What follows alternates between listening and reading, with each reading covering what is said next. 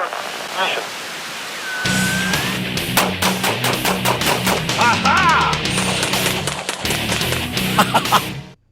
Hi, this is Joel Persinger. I'm the Gun Guy. Thank you very much for watching my channel and supporting me on Patreon and all the other ways that you do. I'm very grateful for that, and I'm grateful to be able to do these things for you. Your support makes that possible, because in California, obviously, being a gun guy is a dangerous position to be in. That's why I do my show from deep inside the Socialist Republic of California in a hidden abandoned building, and I can't afford anything better. It just is what it is. But thank you very much for your support. I appreciate it. Now, by the way, before we get into this interview I'm going to do with CRPA for you, I do want to remind you that one way you can support GunGuy TV and cost yourself not one red cent is to use our Amazon link when you're shopping for the holidays. So all you got to do is go to this link you're seeing on your screen and click on it. And it's right there on our website at gunguytv.com, gunguytv.net, gunguy.tv, doesn't matter. And anything you buy through Amazon, we get a little commission for. It's not going to make us a fortune, but it does help. So I urge you to do that, please. Now, why don't you tell everybody your name, Rick, so that they know what it is, and I'll put it on the bottom of the screen for you anyway.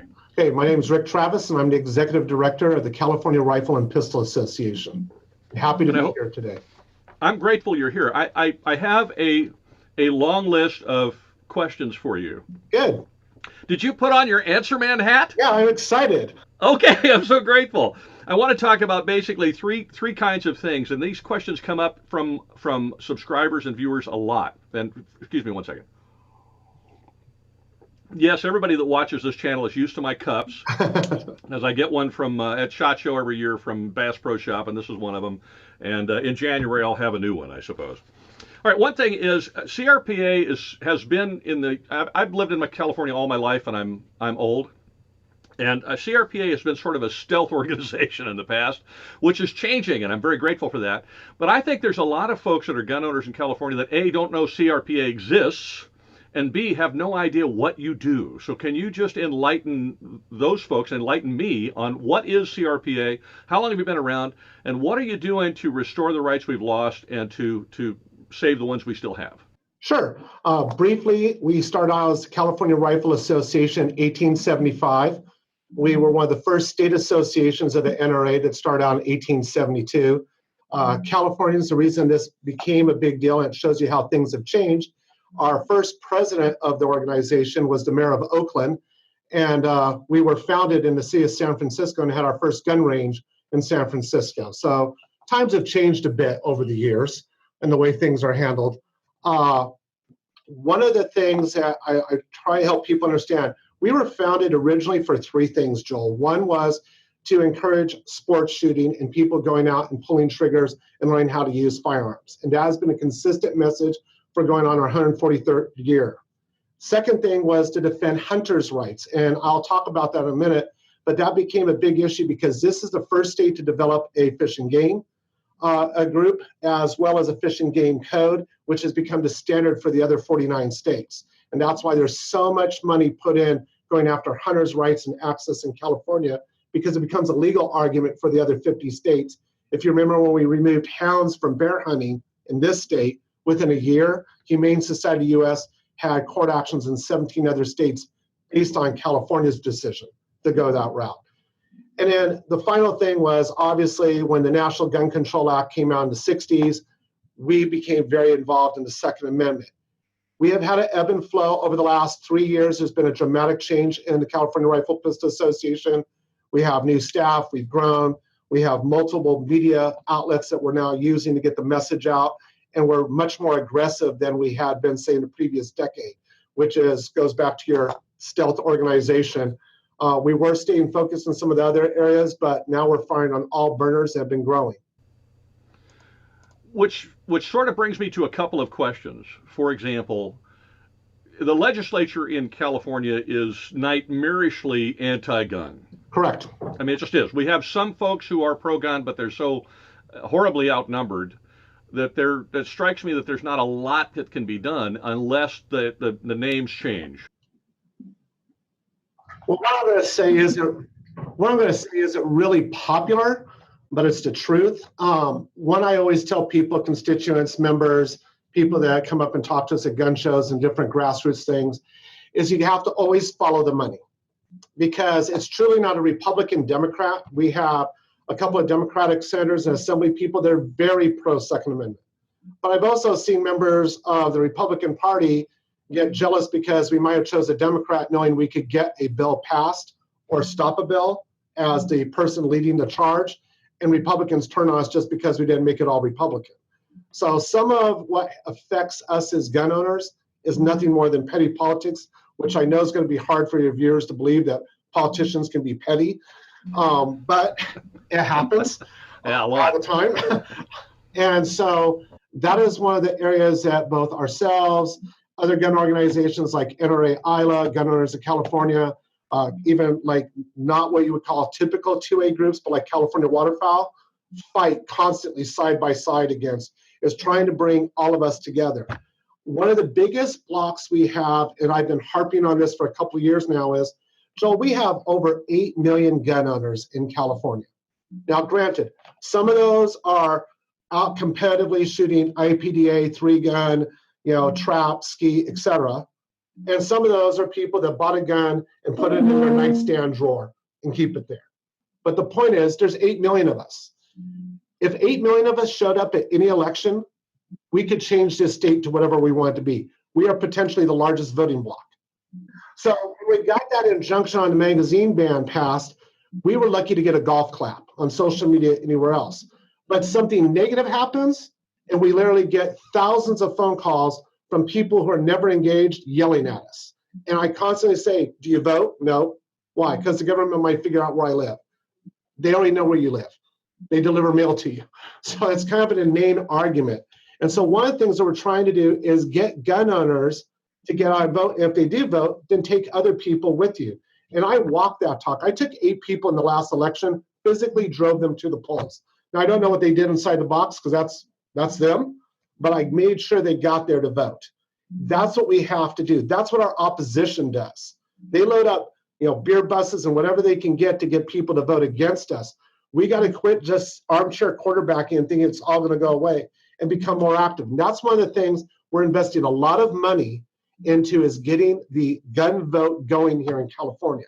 You're going to see us at everything from SHOT Show to the International Sportsman's Expos, the Fred Hall shows down in Southern California, and gun shows up and down the state, grassroots meetings, trying to encourage people to become 2A activists.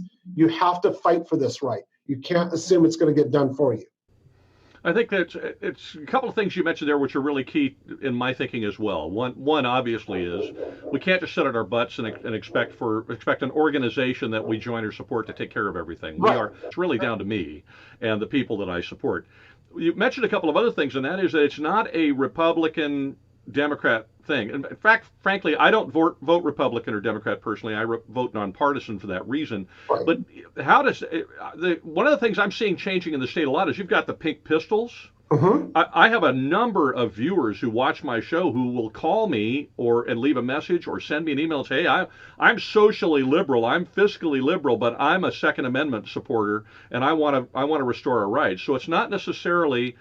It strikes me it's not necessarily on one side of, as they say, of the aisle or the other. The Second Amendment seems to transcend that. Are you seeing that in California? Yeah, very much so. And part of the argument I've had with people is when we had Prop 63 in 2016, I heard a lot of people say, why are you investing any time in San Francisco? It's a dead issue.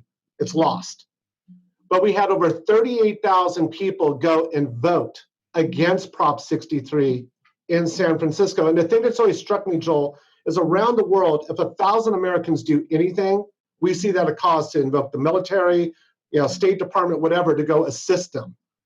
But in our own state, 38,000 people showed up on that day in November and voted in arguably the belly of the beast, Nancy Pelosi's backyard, and voted in opposition to her and Gavin Newsom. And I would have gun owners go, well, there's no base there. 38,000 is a significant base. And those are brothers and sisters that stood up to the beast that we shouldn't be writing off. We should be in there assisting them, helping them. And some of those are pink pistols. They're not traditional groups that most 2A people think that would be on their side, but they are. I've discovered in just talking to folks at the range that everybody feels that their life is important. Right. And they all feel the need to defend themselves. at one level or another. They may not all hunt. I mean, I hunt, and they may not all care about those particular issues. But at a core level, the ability to have a tool to keep yourself safe is a very important thing for each and every human being, regardless of size, shape, color, ethnic group. We all bleed red. We're all human. And I'm seeing more and more of that at the range. And I'm also seeing a lot more women shooting. I'm curious what we're doing at the CRPA to engage those non-traditional groups. Well, I want to touch on something. I'll come back to what we're doing to engage some of those non-traditional groups. One of the comments you made was it's nonpartisan. It is, and I'll give you an example of a recent group I met with. It was predominantly female, probably 85% of the crowd, 60 and over. Most of them do not have a firearm, nor do they shoot. Yet by the end of the half-hour talk, it's not because I'm a great speaker, but they had bought into an argument I've been making. I asked a lot of them, I said, okay, you don't shoot now. Have you ever shot? Well over half the women at some point in their life had taken up a firearm and shot. And I said, so you've chosen not to shoot now, but you did have a choice. Yeah. Do you realize your kids and grandkids will never have that choice if California's politics are successful? And several of the women said prior to that, that is an argument that they could get behind to vote with the Second Amendment community because of the denial of the choice that they got to have. And I think that's one of the missed arguments that we leave by the wayside that we should be using in our community is even if you don't shoot, you had a choice. People, if these laws pass, will never have that freedom. And a lot of people, because they're freedom loving, will side with us just on that alone. Now, going back to what you said, what we're doing is we have a CRPA women's program, multifaceted, uses some of the NRA programs such as Women on Target, but we also have a Gals with Guns. They add some other components to it. We have gun safety classes. We teach out of our training center and across the state. We have groups of where just women get together to talk about self-defense issues and how to be engaged in politics. We are very much reaching out to the LGBTQ community, but we go out there working with Pink Pistols. I know down in San Diego, we work with Piper Smith, and she's been featured in our Firing Line magazine. We're doing different things like that to engage the community, support the community. Our job at CRPA is not to be Pink Pistols. Our job at CRPA is to help empower them and assist them and come along and fight side by side with them. There's a wonderful thing about that diversity, and there's a wonderful thing about that diversity where we can all come together on a core issue, whatever that may be. And if that's the Second Amendment, hallelujah. Well, you bring up a good point on that, not to interrupt you, but it's a huge pet peeve of mine. You're right. All of us should be coming together, and the problem is we don't. And I'll give you a couple examples. I constantly say this to the hunting side of the house. I say it to the range side of the house, and I say it to the general 2A side of the house. If somebody attacks, let's just say duck hunting, it ticks me off when I hear the deer guys go, well, we don't hunt ducks, so why does it matter? Or, the IPDA guys are doing their stuff, and the trap and skeet guys are like, well, we don't do that. We got to look at an attack on any angle of the Second Amendment crowd as an attack on all of us. Now, I would never think that an attack on my daughter was an attack on my whole family. It's just assumed. We have to have that same mentality.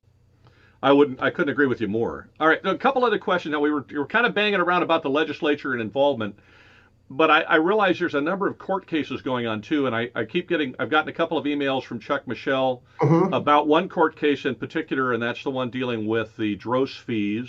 Right. And you might want to touch on that one and why that's important, but I would also like you to explain why court cases in other states are important here. For example, the win just recently in D.C. where concealed carry is concerned. So court cases here in California, that is one of our ways to stop things. And so like we said earlier, Duncan v. Becerra was a huge win because we got a judge to place an injunction on the magazines, and to stop that from going through. That is kind of our last resort on some issues that have already went through the legislative process.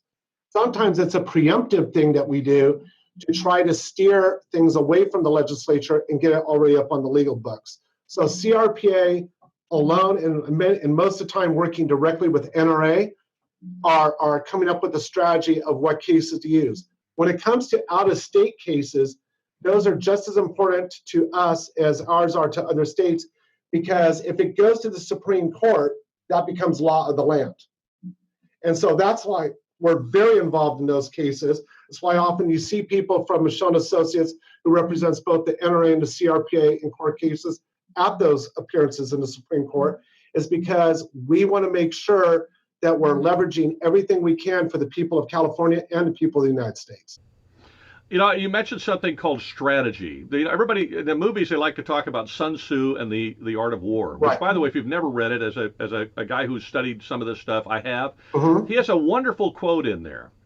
He says that strategy without tactics is the slowest path to victory, but Correct. tactics without strategy is just a noise before defeat. Correct. So if you start looking at strategy, if you don't mind just taking a moment and explaining what do you mean by strategy, and why would the NRA/CRPA pick a particular court case over another and maybe actually decide to support one as opposed to supporting another? Well, without giving too much of the strategy away. Exactly. That's also part of Sun Tzu's book, Never Give the Other Guy Your Playbook. Exactly. One of the things that we try to look at is what cases are coming up in which district. I mean, there's sometimes we would rather push a case in different districts from, say, the 9th district because it might have more favorable judges and go up. So that's a part of the strategy that comes into play. Part of it's timing.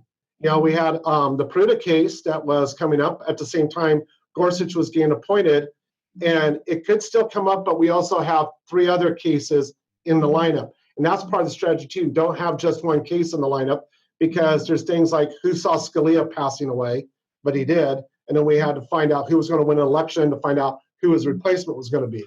So that's part of the overall strategy too, is timing, because the law does not move quickly. It moves slowly, painfully slow at times. And so that's part of it. The tactics side of it is also trying to figure out which cases people will get behind. There's some cases that we often, I think, are a year or two ahead of our constituency and seeing this is where we got to get to, but we've got to get them educated to support it. Otherwise, the arguments aren't going to be made where they need to be made.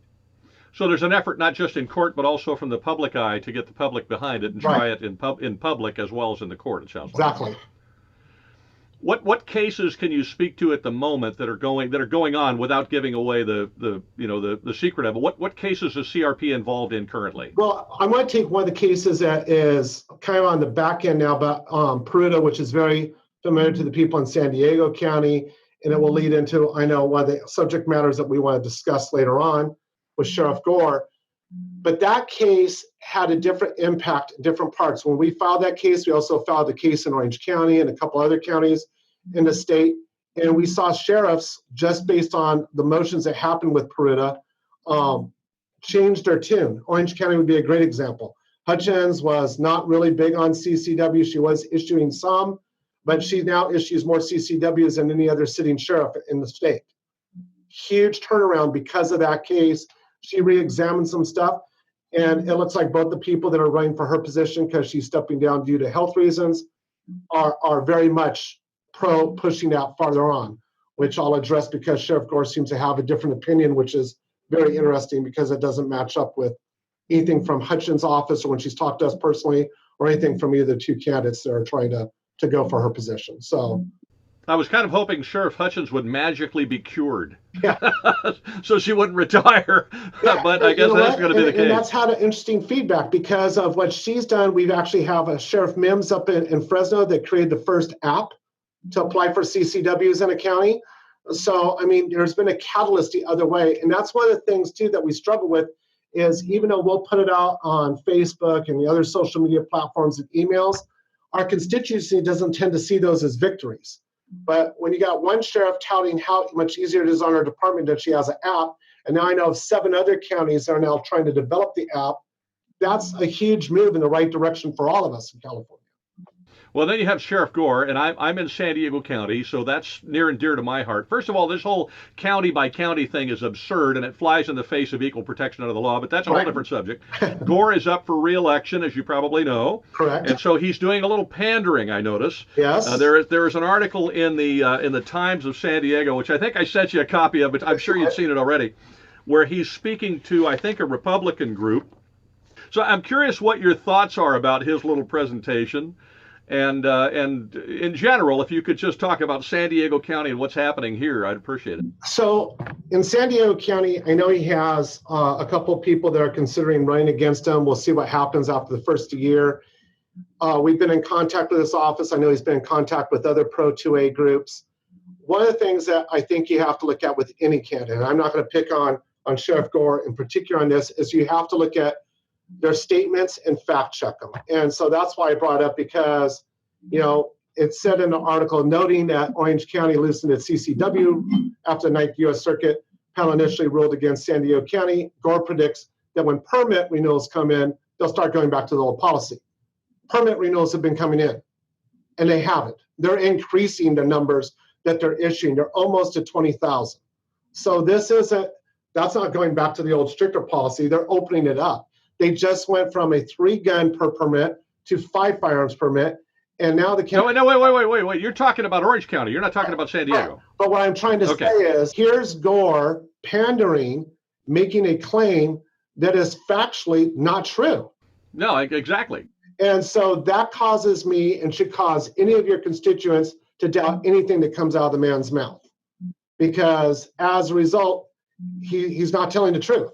And so I tend not to trust people that openly go to the press and don't tell the truth. He does issue them to business people. I'll grant him that. And they're a lot more polite now down there since they got sued, and it cost them a lot of money. Right. But other than that, I don't think the issuing strategy has changed one iota. No, I think if you look at the state, we work a lot with the California State Sheriff's Association because the majority of sheriffs are pro 2A, are on our side. But you look at who calls themselves the constitutional sheriffs are actually pro 2A. Gore's never been a part of that. Doesn't seem to want anything to do with it. We actually are the only 2A group that has a booth at that event, and he never comes up to talk to us, doesn't engage us. But we get other sheriffs who, like Hutchins of Orange County, had been on the fence that has moved over to our side of the fence on it. So there are successes like that. Gore is somebody that the people of San Diego are going to have to unite and push out of office if they want to see this go anywhere. If San Diegans get together and really work at it, we can replace him. The problem is I don't know with whom to replace him at this point, but that we'd have to figure that along the way. But it can be done. It's interesting you bring that up, because if you look at a sheriff's race compared to other local county races, by and large in California, sheriff races don't get many votes. They're decided by a relatively small fraction of the actual total number of votes in any county. I think that's almost a misnomer. I think people need to realize if you got the gun vote out in San Diego and they actually vote as a block, it would not be that difficult. Well, and I think that is the point. You made the same point on a statewide basis. The problem is not that there are not the votes there to do these things. The problem is that people don't get up and go vote. And that's the deeper question. How do you motivate that? I don't know. With that in mind, by the way. I'll tell you one of the things I tell Okay, go ahead. all the time. You get the laws that you voted for, and not voting is a vote for the opposition.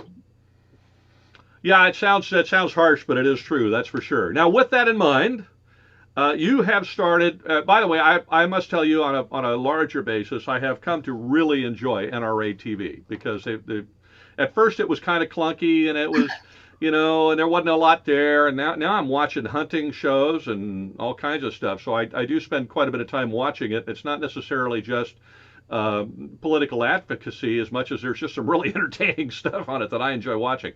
I've noticed, I guess about a month ago, that you guys actually started feeling like, it looked like you're starting to get a little serious about your YouTube channel. Right. I mean, admittedly, it's at the infant stage, because you're just kind of putting it together. But if you could tell me a little bit about what your plans are for that and what your goals are with it, that would be great. So we have, it's a kind of a two-pronged attack. We have what's called CRPA TV and CRPA News. So I'll start off with the latter first. CRPA News is going to be more like what you see on NRA TV as far as the news section is. That's where you're going to see interviews that myself and a couple other people do with different people in the community. It's where you're going to see Chuck Michelle or one of the other attorneys come out on different legal decisions in real time. You'll see our lobbyists, both Craig Stowers and Roy Griffith, come out and speak on different legislative issues in real time, and trying to encourage people to understand why we're blocking pieces of legislation, or why we're supporting, or even why sometimes we take a neutral stance. You'll see a lot more of that come out with the elections in 2018, as far as why certain candidates got certain grades, and trying to encourage people to get out and vote. CRPA TV, on the other side, is going to handle more of covering SAS events, IPDA events, hunting events.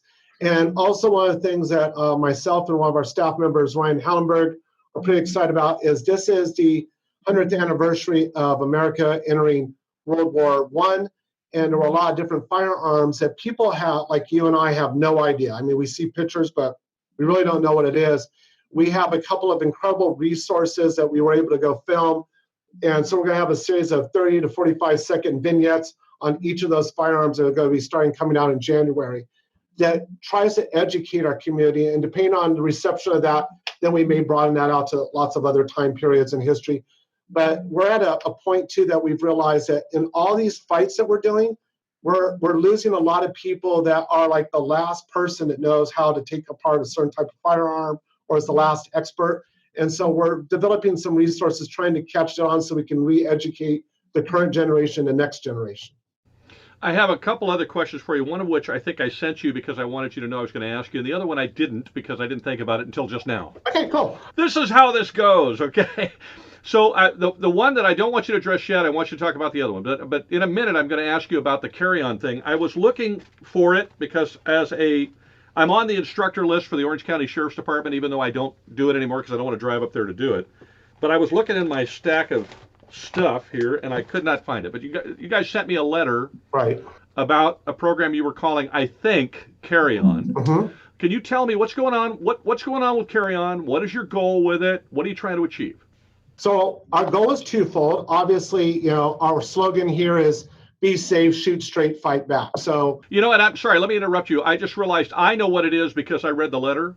Right. But can you first of all tell us what it is and then tell us what your goal is? Okay. So as part of that, we realize that if a person has a CCW as a gun owner, they're more likely to be politically active than somebody who doesn't, because they have a vested interest in making sure that if there is a new sheriff being elected, that they're going to be able to renew that CCW. So they're more involved. So one of the things that we've been trying to do is break away from this concept that, oh, my sheriff doesn't issue, because a lot of people, even in Orange County, which, like I said, Hutchins has become the sheriff that's issued more than anybody else, people still come to us all the time and go, well, she's not issuing. And I'm like, what are you talking about? So the Carry On initiative started in our own backyard in Orange County to start to encourage people in Orange County that here's a list of instructors. These are people the sheriff approves. This is the process, and try to dispel all these rumors that are flowing out there that people see as a block to them gaining access to CCW that doesn't exist. At the same time, we're starting to go through county by county, talking to the sheriffs, because here is one of the things that can backfire on us. So I'm just going to say Sheriff of X County says, yes, I'm issuing, go ahead, we send it out. And there's a great positive reaction. Now the problem is maybe that county was used to 100, 150 applications a week, and they get 2,000 right after this card goes out. Well, there's going to be a delay because the sheriff's department there might only have 2 investigators for now a task that requires 12. There's a time delay to interview, get more investigators, get the money approved, et cetera. And that sometimes then goes back out onto blogs and other websites as, oh, it was a lie, that sheriff doesn't support, they're delaying us. No, you have to realize the system has to catch up to the number of applicants. So that's why we're trying to coordinate the Carry On initiative with each individual county so the sheriff's already anticipating this influx, and so we can keep things moving quickly. Probably the biggest block to any of this is the Department of Justice, who remarkably, if it's not a live scan for a CCW, can turn those things around fairly quickly within a week or so. But somehow when it has to do with the CCW, as you know, it can take 2 to 5 months to get that back. And you're like, wow, how's that happen? So, and it's DOJ. There are a lot of 2A organizations in the state of California. I mean, I could list them for you, but you know who they are. Right. And honest, law-abiding working folks, I know because I'm, middle-class folks, I am one, have only so much money to spread around. Right. And every one of these organizations is constantly hitting the working folks of California for money. Give us money because we need this, or we're involved in that and we need money, or we're this. And I'm not talking about billionaires here. Right. Why is it? Can you give me an idea of why, if I have X amount of money to invest in this, maybe I've only got $20 or I got $10 or whatever it is, why should I invest that with CRPA?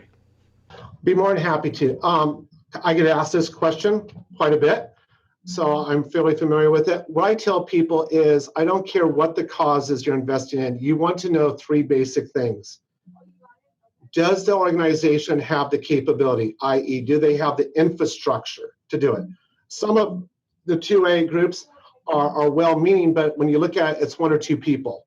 And honestly, you can't fight this fight beyond a local level with just one or two people. It's impossible. So then at that point, you're paying somebody's livelihood to go fight, but the outcome is not going to be as positive as you would like it to be. You know, we have the biggest track record within the state of California, but I also look to what happens on bad days. You know your car insurance is good when you have a car accident. And the insurance agent actually shows up and does what you paid them for. It's really bad when you paid for car insurance and something bad happens and there's nobody there. You get the constant ring or the phone messages. So I look back to a tragic day in 2016 called Gunmageddon. And I look at people and I say, you can look to find out there were 4 organizations that stood on the floor that day fighting the Assembly and the Senates. And that was NRA ILA, us, Gun Owners of California, and California Waterfowl, interesting, a hunting organization. Nobody else was on the floor that day. Now, I don't want to ever talk negative about any other group, but I think that's a good solid point. Those were the people that were dedicated, that were on the ball in there. And that's why I look and say, I tell people all the times, if you don't have enough money to give to us, give to ILA, NRA ILA, because all the money Chris Cox has said repeatedly, and he does it, that is given in California stays in California. You don't rip off from California to go elsewhere. But if you have the other money, then give to us, give to Gun Owners of California, because we're in there, we have the infrastructure, we have the law firms, we have the media, we have the expertise to go out and fight. And we're fighting up and down the state, not just on state issues, but on local issues and trying to keep gun stores alive, open up ranges. And we actually have a viewpoint of looking at all aspects of the Second Amendment. We don't just get myopically focused on one. Because, what happens, look at what happened with the lead issues in hunting, and now it's coming over into the rest of the 2A community. And that's why we were out there on the cutting edge, bleeding edge of that whole fight. And so that's one of the reasons I encourage people to give money to us, because we're the state organization that is there fighting for you. And not just doing that, but we're also promoting and getting more people into the sport. We work with all the state championships, the youth programs, and one of the big pieces of legislation I didn't see a lot of other 2A groups fighting this year was an attempt to shut down the junior ROTC programs. And we got into that fight and got it stopped. Had we not only would have we not had shooting sports in JROTC programs, but think of what that would have done to national security. California is one of the largest states that puts the most people in the big academies like West Point, Annapolis, the Air Force Academy. We would have eliminated that. And that would have a long-lasting negative impact on our own national security when it comes to our armed forces. And that was something that we were out watching, those, what you might call outliers, but aren't outliers, because the legislature went after JROTC, because if they could eliminate firearms from there, they could eliminate them from 4-H clubs, FFA, etc. And so that's one of the other reasons we constantly have an eye on everything and are watching it and fighting side by side with NRA, ILA, and Gun Owners of California and other groups that are pro 2A. And I was writing down a couple of things as you were saying them, because I don't forget. I am an old guy, and stuff it leaks out. It's just that there's only so much stuff I can fit in this tiny little 3-pound brain, and stuff leaks out of it. You mentioned a couple of things. One, you said that, which is, I think, quite a statement, and I would like to hear that from you again. You said that money which is invested in NRA, ILA, or I want to make sure I got it right, or CRPA in California does not leave California to be shanghaied and taken to fight a battle somewhere else. No, it does not. Did I get that right? You got that absolutely correct. Okay, so if it's given in California for to CRPA or to NRA, if I write a check today to NRA ILA, and that check comes from California, then that money stays in California. Correct. That's a huge deal. All right, the other one was why NRA ILA as opposed to just NRA? And NRA ILA is who's fighting the litigative and legislative fight here in California. And so Chris Cox, both at our event we had this last year at USS Iowa, and also a couple other events, we have them on our CRPA channel. where he's talking about he wants people to realize that that's what's happening. Also, Wayne LaPierre and Chris Cox put out both in our magazine and statewide a letter. In fact, we have it. I can send you the link to it. Yeah, please do. Okay, and we will. That has word for word what I just said, that they have dedicated themselves, that money that goes there comes back to California and does not get siphoned off to the fight anywhere else. Again, but why NRA ILA? Why would I give money to NRA ILA as opposed to just giving money to NRA as a are they two separate organizations? No, it's one organization, but NRA ILA is who's doing the fight here in California when it comes to legislative and litigative. So NRA ILA is the part of NRA that focuses on legislative action. The legislative action part. Correct. So if I give to NRA as a whole, they may get some of that money, but if I want to, I can earmark that money specifically for ILA. Mm-hmm. Did I get that right? Correct. Okay. Then that helps quite a bit too. At least I know where my money's going, because like I said, I mean, folks only have so much. And no, I get it. I get the question all the time. We've talked about a lot of stuff here, and I did have another question that went in my head, but like I said, it just flew out. And if it comes back to me in a second, I'll ask it. But I think in the meantime, I guess what I want to ask you is, do you have any final thoughts? Is there anything I did not ask you that you'd like to talk about? Yeah, one of them is the next generation, and the next generation is not just youth. It is a wide band that we're focusing on here at the CRPA and working with other 2A non-government groups to promote. Yes, it includes all the various youth programs, but it also includes people with shooting disabilities. I mean, I could go on.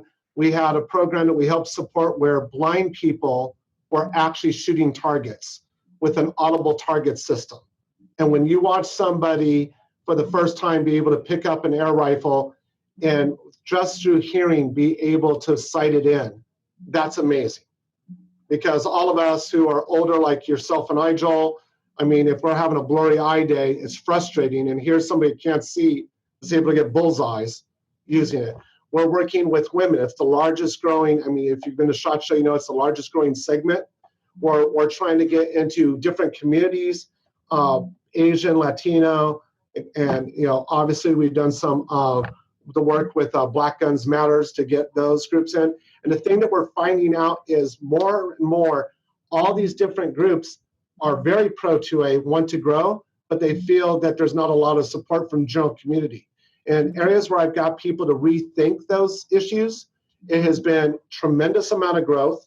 In fact, if anything, the growth is so quick that it's hard to keep up with it. And a lot of times I leave kind of the way we need to retool. I was talking to two different groups in the 2A community about a year ago, and it was really interesting. One group was a group of long-distance shooters. Their complaint was, our group's dying out. There's not that many guys, unless they come out of the military or gals, that want to shoot long distance. And I'm kind of looking at them with what are you talking about? Because I knew another group of hunters who were trying to be able to learn how to shoot at longer distances because they want to step up their game and go after bighorn sheep or elk, which is traditionally a longer distance, but they had nowhere to go learn. And when I first suggested that the two groups become friends, they looked at me and said, why would I want to deal with them? And I had to literally sit down with the leaders and go, you're hunters. They know how to shoot long distance. Your long distance shooting competition season is hunters off season. There's your growth. And now they've come together and they're both growing, you know, this side with more education and this side with more numbers of people shooting competitively. And I think that's a good, you know, example that can be used as a template. We have people, we have experts, we have needs. We just got to get to talking together to grow our community and provide more opportunities for people to get out there and safely pull the trigger and advance their skill sets. I did, by the way, think of the question I wanted to ask you, because I think this is key. I've got right about 50,000 subscribers. So it's a relatively small YouTube channel, but it's pretty big for California. And yet, about 300,000 some odd views a month. And I would have thought, because I talk about California stuff a lot, that the majority of those would be in California. And I think there are a lot of them. But I also have a lot of folks who watch from other states and some from other countries. I've got a bunch of them in the UK and in Australia and so on. Why is what happens in California important to people who live in what I would call free states? And why is it important for them to witness the fight that we have here. For that matter, why is it important for folks in the UK who I have people on my Patreon page who support me on Patreon and they're in the UK or they're in Australia and they're still supporting the fight here, even though they're in countries where the guns are being taken away and the laws are getting harder and harder and harder for them? Why is it important for these other folks to know what's going on here in California? Well, you bring up an excellent set of questions, and there's actually 3 different answers I'm going to give you, and it makes sense in a minute. So the first one I'll talk about within the United States, because as I mentioned earlier in this interview, that a lot of the laws are based off of things that originally happened in California. It's why you can't say, oh, I'm going to move to Texas and solve all of this, or I'm going to move all the way to the other side of the country to Maine, because we've seen, whether it be hunting laws, range laws, ammo laws, it does go across the country. And so we take that very serious here at the CRPA. We're not just fighting for 38 million Californians, we're fighting for all Americans, because if we lose the battle here, it is going to go to another group of states. And so the idea is to stop it here in its tracks by whatever means necessary that we can come up with. So it's necessary for people in other states to see it, see the arguments, see what worked, didn't work, and adapt to those arguments so they can stop it in their home states. So that is the reason for within.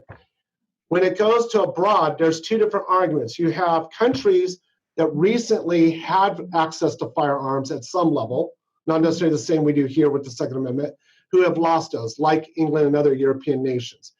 A lot of their people are reacting and saying, see, this is the problem. We didn't fight the fight that's going on now in California and other states. This is what happened to us. And they're trying to come in and say, hey, don't let this happen to you. And they're supportive. And we should be collecting those stories and putting those out to our community to remind them of that. On the other side, one of the things that we've seen here at our home office is we run Hunters Ed programs here about twice a month. And we started getting a lot of students, graduate students from China that wanted to get a hunting license. And we were like, that's interesting. But when we started to talk to them, there is a passion among them to go out and hunt here and to go back and try to convince their government to reopen hunting in China. And so, yeah, so it's good. We support that. We think that's a great thing. But it's interesting because they know they love that they can come here and actually participate in a right that's totally denied in their home country, but they want to go back and make an argument based on seeing nothing bad happen. These are all the positives that came out of it. And there's more people just like me going over there to take part in the same experience. And so we try to focus on all of those arguments. We try to empower those that want to go back to a home country and make that argument to expand the rights that we enjoy in our Second Amendment. We spend a lot of time trying to work with people from Eastern European countries and other parts of Europe and Australia that have lost their rights and try to make the arguments of this is what happens when you buy into this foolish argument that the legislature's put out. And then we try to convince people just because you think you're going to get away from California doesn't mean you are. It may just be a delay tactic. And so realize you need to fight here. And if you're abroad in California, like Texas or one of the other, as you call them, free states, you need to be donating money back to the fight here, because if you don't stop it here, it is coming to your local legislature. And I use Texas as a great example, Joel, because everybody looks at Rick Perry, the former governor, as being one of the, and now Secretary of Energy, as being one of the top 2A guys. But if you go back and look at his political career, not so long ago he was a Democrat and wasn't pro 2A, and he switched sides. If you look at what's going on in Austin, Texas, it's starting to swing the pendulum the other way. And if Texans don't get involved with it, they're going to find themselves back in a Democratic Texas. And a lot of those people that moved there going, hey, I got away from California, are going to find out, and there was a lot of other Californians that moved there to help make sure Texas became like California is. And so we've got to keep people vigilant.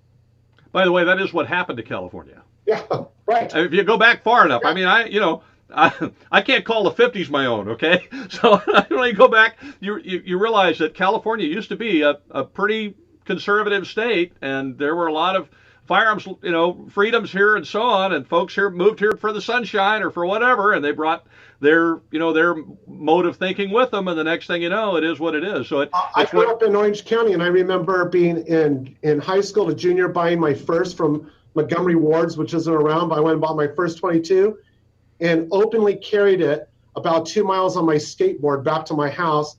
Had a local police officer say, just don't shoot at the houses, but have a good time with the kid.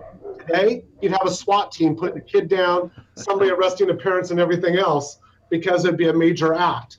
And so, yeah, things have changed. It's because of voter demographic. Lastly, what can people do to support CRPA?